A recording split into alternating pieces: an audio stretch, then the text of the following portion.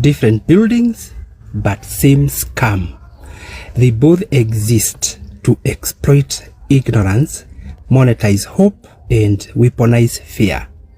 First, they both sell faith. Church, they ask you to give now, God will bless you later.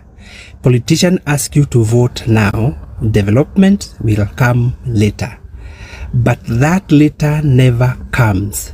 But the giving and voting never stops. Secondly, they both hate questions. If you question a pastor, you lack faith.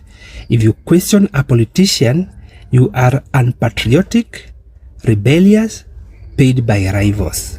Critical thinking is treated like witchcraft.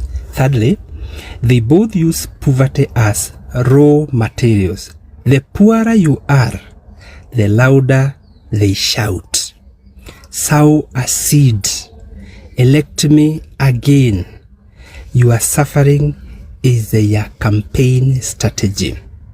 4, they both thrive on fear. Churches scares you with curses, demons, and hell.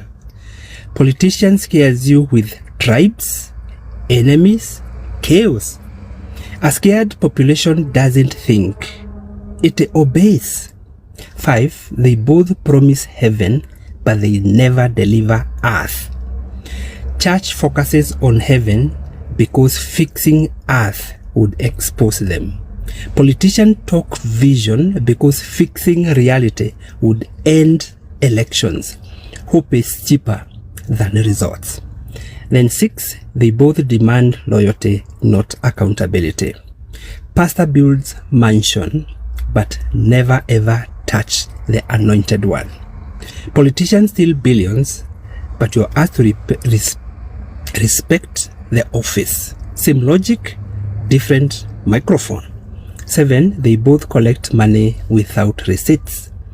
Tithes and offering, taxes and development money. No accountability at all. You pay faithfully, but transparency is optional. 8, they both expand while you stay the same. Bigger churches, bigger convoys, same poor congregation, same suffering voters. 9, they both blame you when nothing changes. Church will tell you, you didn't give enough, you are not faithful enough. Politician will tell you, you had unrealistic expectations.